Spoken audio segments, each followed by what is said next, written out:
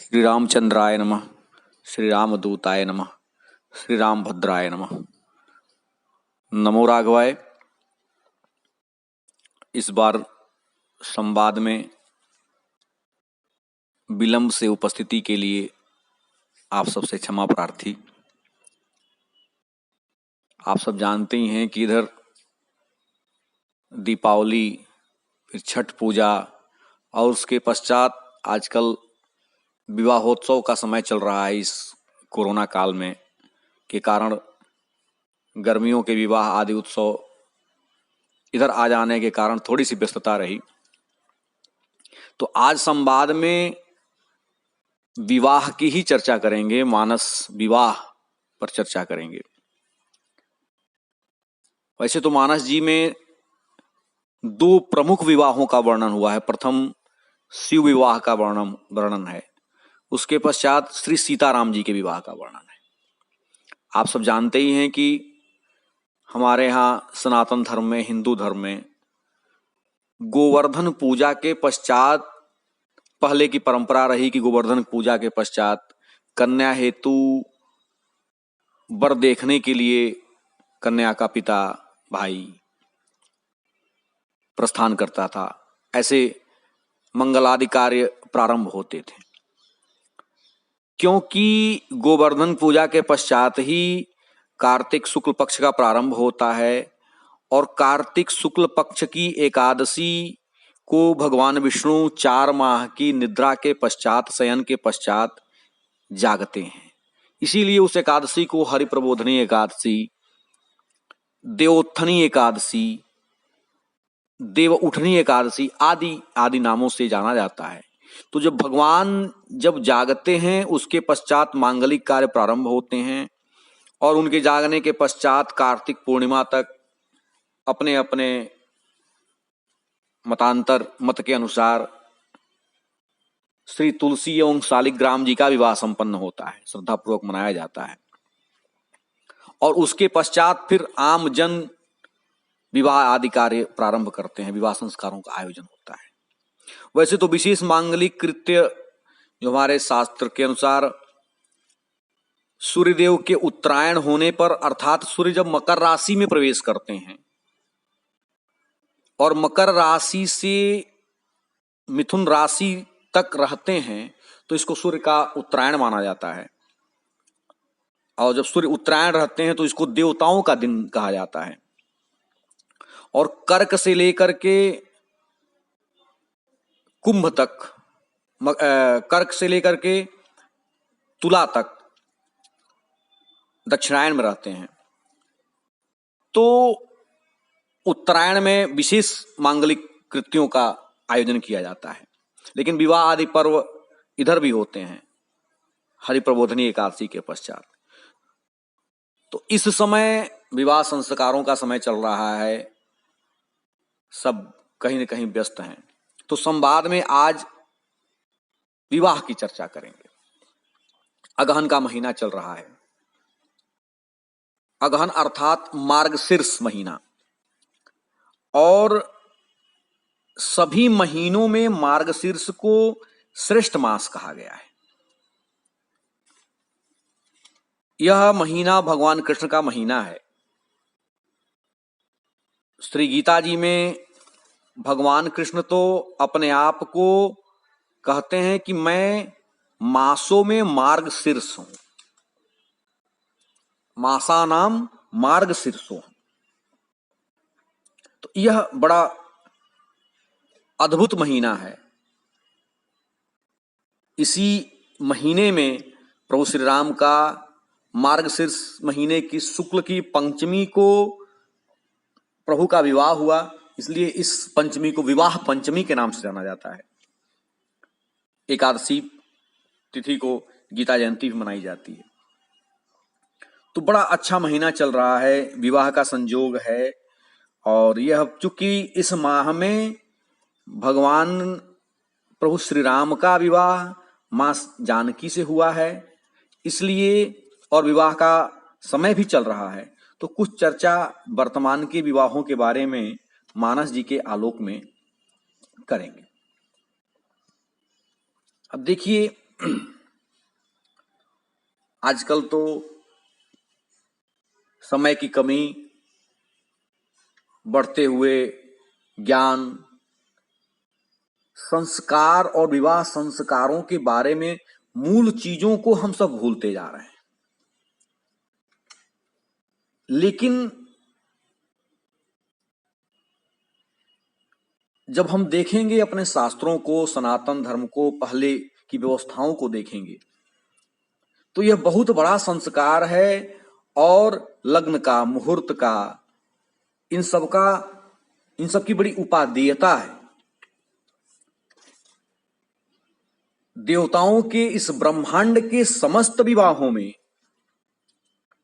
प्रभु श्री राम और मां जानकी का विवाह सबसे ऊंचा और सुंदर विवाह क्यों कहा गया?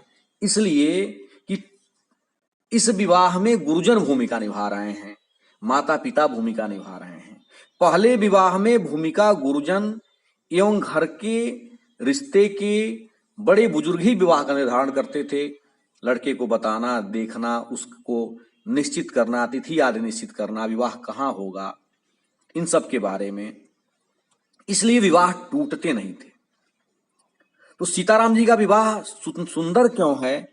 इसलिए कि इसमें गुरुजन विश्वामित्र जी, वशिष्ठ ऋषि, वामदेव, सतानंद जी, ये दोनों पक्ष के जो गुरु हैं, जो पौरोहित्य हैं, उनकी भूमिका है, इसलिए यह सुंदर है। और पूज्यपाद गोस्वामी तुलसीदास जी महाराज ने लगभग 150 दोहों में इस विवाह का वर्णन किया है, गाया है, इसलिए कि इसमें प्रमुख भूमिका जनों की है। आप जानते हैं कि विवाह का आयोजन होता है जनकपुर में। धनुर्भंग जब हो जाता है तो जनक जी आते हैं और महर्षि विश्वामित्र को प्रणाम करते हैं और कहते हैं कि, पूज्यपाद लिखते हैं कि जनक किन्ह कौशिकहि प्रणामा, प्रभु प्रसाद धन भंजेउ रामा। कि आपकी कृपा से श्री राम ने धनुष को तोड़ दिया, उसका भंजन कर दिया। मोहि कृत कृत्य किन्ह दुह भाई, अब जो उचित सो कहिए गोसाई। यह प्रसंग बड़ा गूढ़ है और 10-15 मिनट के वक्तव्य में इस पे चर्चा नहीं कर सकते, लेकिन कुछ बस प्रणाम कर लेंगे। आज के मैं जो कहना चाह रहा हूं संस्कार के बारे में, उस पे 9 दिन की कथा भी हो तब भी विवाह के बारे में प्रभु श्री राम के वर्णन नहीं किया सकता, इतने गुण तत्व उसके अंदर हैं। तो कहते हैं कि मोहि कृत कृत्य किन्ह दोहु भाई, इन दोनों भाइयों ने मुझे कृतकृत्य कर दिया, अर्थात कुछ शेष नहीं रहा। कृतकृत्यता का मतलब यह कि उसके बाद कुछ शेष नहीं है। लेकिन फिर भी कहते हैं कि अब जो उचित सो कहिए गोसाई, कि इसके बाद क्या उचित है, मुझे क्या करना चाहिए, हे प्रभु आप कहिए। उन्होंने, जनक ज्ञानी है, ज्ञानियों में अग्रगण है,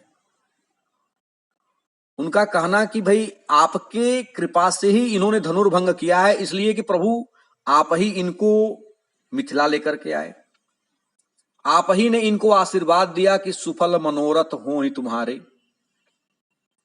आपने ही धनुष भंग की आज्ञा दी कि उठहु राम भंजहु भव चापा और मेटहु तात जनक परितापा। विवाह के लिए नहीं, जनक के परिताप को मिटाने के लिए उठो और धनुष का भंग करो। तो आपने ही आदेश दिया, आप लेकर के आए, आपने आदेश दिया, अर्थात आप ही की कृपा से सब हुआ। इसलिए अब आगे क्या करना है इसका भी आदेश आप ही दे, क्योंकि धनुष भंग तो हो गया और धनुष भंग के कारण विवाह निश्चित था, तो विवाह भी हो गया, जयमाल हो गई, माला पड़ गया। तो इसमें क्या करना है भाई? पहले शास्त्रों में मानस जी में ही आया है कि जब विश्वमोहिनी का स्वयंवर होता है और भगवान विष्णु वहां जाते हैं रूप लेकर के, तो वहां पर केवल जयमाल डाला और भगवान लेकर के चले गए। दुल्हन ले गए लक्ष्य निवासा, नृप समाज सब भयो निराशा। तो विश्वमोहिनी ने स्वयंवर में गले में प्रभु के जयमाल डाला और लेके चले गए। तो यहां भी विवाह तो हो गया, जयमाल के साथ विवाह का संपन्न हो गया, लेकिन फिर भी पूछते हैं कि क्या करना चाहिए।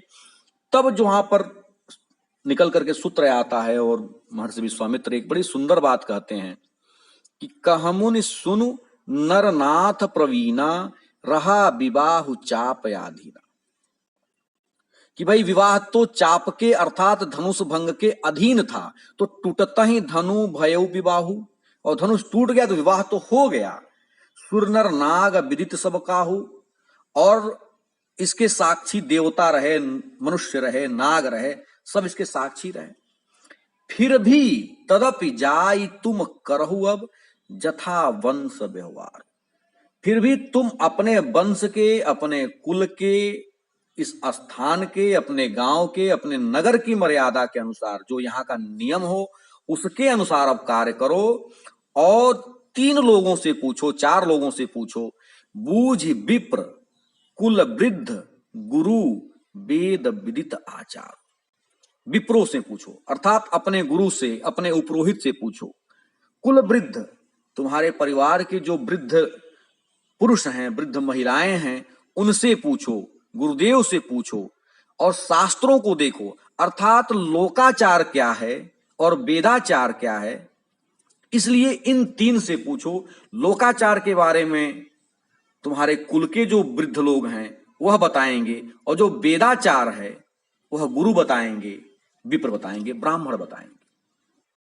तो इस प्रकार जो यहां पर महर्षि विश्वामित्र का निर्णय है कि चाहे कुछ भी हो जाए, यह जो लोकाचार है और जो वेदाचार है इसका पालन अनिवार्य है, और फिर इसका पालन होता है। आप जानते हैं कि जब इस लोकाचार और वेदाचार का महर्षि विश्वामित्र के आज्ञा से जब पालन होता है तो 14 भुवन में उत्साह हो जाता है कि आज जनक सुता का रघुवीर जी का विवाह है। भुवन 4 भरा उछाहू जनक सुता रघुवीर विवाह।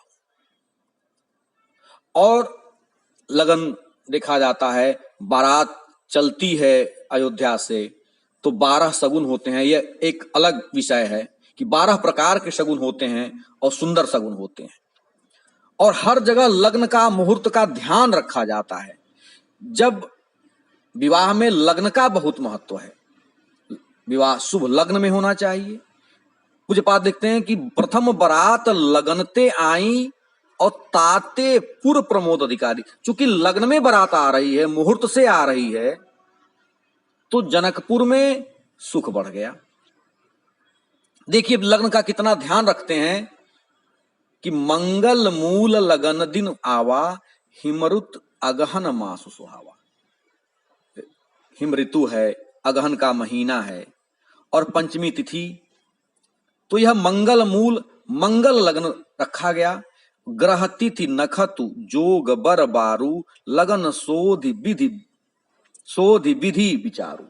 ब्रह्मा खुद ही इस लग्न का विचार करते हैं और नारद जी के हाथों लग्न पत्रिका जनकपुर भेज देते हैं। और इधर जनक जी के यहां भी जनक के जो ज्योतिषी हैं वो भी विचार करते हैं। ऋतु हेमंत अगहन शुक्ल पंचमी, तो ये विवाह की तिथि रखी जाती है। भगवान खुद ही कहते हैं कि मासा नाम मार्ग शीर्षो हम, तो यह बढ़िया सुंदर महीना और तिथि का, लग्न का निर्धारण होता है। आजकल तो विवाह बिना लग्न के भी हो जा रहे हैं, न तिथि का कुछ ध्यान है, न लग्न का कुछ ध्यान है, न पक्ष का कुछ ध्यान है। पहले के ज्योतिषी विद्वान, अभी भी ऐसा होता है, लेकिन कतिपय स्थानों पर ऐसा देखने को मिल रहा है कि लोग इसको भूलते जा रहे हैं। अपने समय के अनुसार जब समय मिला, जब जैसे मिला, निश्चित यह विवाहों के टूटने का एक बहुत बड़ा मूल कारण है। सारा समय जयमाल में निकल जाता है, 12 बजे रात तक, 11 बजे रात तक जयमाल होता रहता है।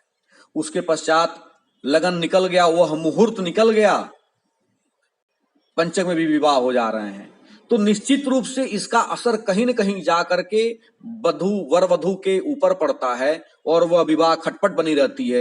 एक दिन विवाह टूट जाते हैं। लेकिन एक सीताराम जी का विवाह ऐसा है कि सुंदर लग्न विचार किया गया, लग्न में बारात आई, लग्न में विवाह हो रहा है, गोधुली विवाह, बेला में विवाह हुआ, लग्न ऐसा सुंदर निकाला गया वहां का। और आप देखते हैं कि इन दोनों का शाश्वत प्रेम बना हुआ है, केवल उनका प्रेम सीता जी के प्रति है। तो आचार्यों ने लग्न की प्रशंसा की, लग्न में वो प्रशंसती भृगु नारद कश्यपा। लग्न का ध्यान रखना है, अति जीवन का अति महत्वपूर्ण संस्कार है, अतः लग्न का ध्यान रखना है। लग्न पत्री नारद जी लेकर के आए। अगहन सुदी पंचमी, उत्तरा फाल्गुनी नक्षत्र है, और जनक जी के ज्योतिषियों ने भी यही निकाला, तो इधर के भी ज्योतिषियों की प्रशंसा हुई कि यह ब्रह्मा से कम नहीं है। जो लग्न और जो मुहूर्त जो तिथि ब्रह्मा जी ने विचार किया, वही जनक जी के ज्योतिषी भी विचार कर रहे हैं। तो पठय दिन नारद सन सोई, गण जनक के गणकन जोई। वर कन्या के ज्योतिषी दोनों पक्षों के विप्रों के अनुसार निश्चित हुआ। अब गुरु ही पूछ कर कुल विधि राजा, चले संग मुनि साधु समाजा। बारात आई है, गुरु जी से पूछ रहे हैं जनक जी, अगवानी करने जाते हैं। उस बारात में सारे देवता उपस्थित हैं, शिव जी भी आए हुए हैं और अपने 15 नेत्रों से निहार रहे हैं। शिव जी पंचमुखी हैं और एक मुख में उनके 3-3 नेत्र हैं। लेकिन यह विवाह इतना सुंदर है कि प्रश्न में पंडित कहते हैं, कथावाचक कहते हैं कि भाई मां पार्वती मना कर रही है शिव जी को जाने से कि आप जाएंगे और कहीं आपने अपना तीसरा नेत्र खोल दिया तो वहां तो प्रलय हो जाएगा, उत्पात हो जाएगा। लेकिन शिव जी कहते हैं कि नहीं, यह तीसरे नेत्र केवल खलों के लिए उत्पात का कार्य करते हैं। यह जब काम को देखता है तो प्रलय आ जाता है, लेकिन जब यही तीसरा नेत्र राम को देखता है तो वहां फूल बरसते हैं। और पूज्यपाद लिखते हैं कि शंकर राम रूप अनुरागे, नयन पंच दस अति प्रिय लागे। आज 15 नेत्रों से वह श्री राम जी जैसे दूल्हे को निहार रहे हैं और उस नेत्र से शीतलता बरस रही है, अति प्रियता बरस रही है। हरिहित सहित राम जब जोहे, रमा समेत रमापति मोहे। आज विष्णु भगवान भी ऐसे दूल्हे को देख करके, ऐसी दुल्हन को देख करके मोहित है। स्थान स्थान पर जब हम देखेंगे तो वेद के अनुसार, लग्न के अनुसार कार्य हो रहे हैं। वेद विदित और कुल व्यवहारो, किन्न भली विधि सब व्यवहारो। सारा कार्य ही शास्त्र के अनुसार हो रहा है। कोई भी काम यहाँ पे अशास्त्रीय नहीं हो रहा है, लग्न के अनुसार, मुहूर्त के अनुसार हो रहा है। संकेत क्या है कि विवाह ऐसा संस्कार है कि उसमें लग्न का, मुहूर्त का, तिथि का, दिन का, सबका ध्यान विशेष आवश्यक है। यदि आप चाहते हैं कि वर वधू का जीवन सुखमय व्यतीत हो, परिवार में सामंजस्य बना रहे, तो इसका ध्यान रखना होगा। विवाह में सबके भाग हैं, सबके हिस्से हैं, नाऊ है, बारी है, सबको दिया जा रहा है प्रभु श्री राम के विवाह में। जिसका जो हिस्सा है, जिसका जो बनता है, नाऊ बारी भाट नट राम निछावर पाई, और मुदित असीस ही नाई सिर हरखुन हृदय समाई। नाऊ को दे रहे हैं, बारी को दे रहे हैं, भाट को दे रहे हैं, नटों को दे रहे हैं, सबको न्यौछावर दिया जा रहा है। हमारे यहाँ की परंपराएं ऐसी रही हैं। विवाह के लग्न मैंने बताया, गोधुली निश्चित हुई है। गोधुली में अब चूंकि बारात लाने में बहुत जल्दी करना होगा, तो धेनु धूरी बेरा विमल सकल सुमंगल मूल, और विप्रन कहे विदेशन जान सगुन अनुकूल। सगुन निकला है गोधूली के समय का। अब जहां रात हो जा रही है, इस समय 12-1 बज जा रहा है। आप सोचिए कि गोधूली में विवाह करना हो तो कितनी शीघ्रता करनी होगी। लेकिन विप्र वधू कुल वृद्ध बोलाई, कल कर कुल रीति सुमंगल गाई। उसमें विप्रों को बुलाया जा रहा है, कुल की वृद्ध महिलाओं को बुलाया जा रहा है, गुरु जी आ रहे हैं। और इस प्रकार मंडप में सीता जी आती हैं, शांति पाठ होता है। प्रमुदित शांति पढ़हि मुनि राई। शांति पाठ तो कई बार होता है। स्थान स्थान पर देवता मानव रूप में उपस्थित हैं। अग्निदेव मानव रूप में उपस्थित होकर के होम ले रहे हैं। होम समय तनु धरि अनलु अति सुख आहुति ले, और विप्र वेश धरि वेद सब कहि विवाह विधि देहि। वेद वहां पर ब्राह्मण के रूप में उपस्थित हैं और जो भी नियम, जो भी श्लोक बोलना है वह खुद ही अपने मुख से बोल रहे हैं। ऐसा श्री सीताराम जी का विवाह हो रहा है। पांव पखारण, पाणी ग्रहण, ये सब कुछ लग्न के अनुसार, वेद के अनुसार, गुरु जी के निर्देश पर हो रहा है। और जब इस प्रकार यह विवाह संपन्न होता है तो महाराज जब चारों वधुओं को और चारों पुत्रों के साथ देखते हैं तो पूज्यपाद लिखते हैं कि मुदित अवधपति सकल सुत बधुन समेत निहारी। जब अपने पुत्रों को बहुओं के साथ निहारते हैं तो अत्यंत प्रसन्न है और लगता है कि जन पाए महिपाल मणि क्रियन सहित फलचारी। चार क्रियाओं के साथ मानो उन्होंने चार फलों को प्राप्त कर लिया, अर्थ धर्म काम मोक्ष। ये जो चार फल हैं मानो यह चारों फलों को प्राप्त कर लिया। तो विवाह में मैं कहना ये चाह रहा था कि आज के विवाह में हम संस्कारों को भूलते जा रहे हैं, प्रतीकात्मक बस, और चीजें जो मूल है हमारा, जो वेद शास्त्र गुरु के वचन लग्न मुहूर्त, यह जो मूल है यह अब गौड़ हो गया है। प्रमुखता क्या हो गई है? जयमाल, बाजा, डांस, ये सब चीजें प्रमुखता से आ गई हैं। और जो मूल मुहूर्त है पंडित को कह दिया जाता है कि आप जल्दी से विवाह करिए, एक ही रात्रि में सारा कार्य करना है। आपका द्वार पूजा से लेकर के विवाह के सारे कार्य, सुबेरे लड़की की विदाई भी होनी है, जो कार्य 2-3 दिनों का होता था वह एक रात में आ गई, उसमें भी आधी रात तक जयमाल का कार्यक्रम हो गया। तो विवाह का जो मूल कार्य है वह तो गौड़ हो गया। आधे घंटे में, 1 घंटे में पंडित दबाव के प्रभाव में कहिए चाहे जैसे कहिए विवाह करा देता है। तो इसका असर आगे चल करके कहीं ना कहीं वर वधू के जीवन में आता है और ऐसी शादियां टूट जा रही हैं। इसका मूल कारण यह है, तो इसका ध्यान रखा जाए।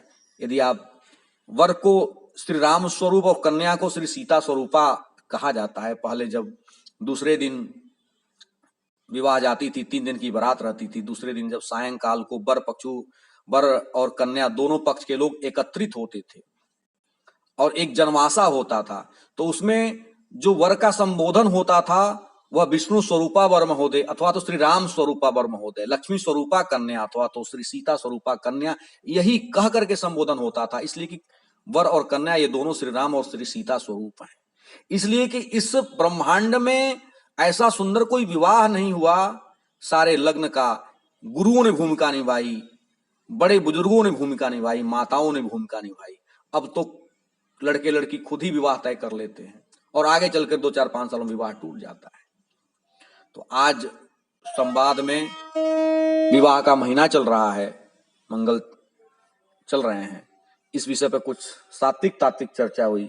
अगली बार पुनः मिलेंगे, तब तक के लिए नमो राघवाय।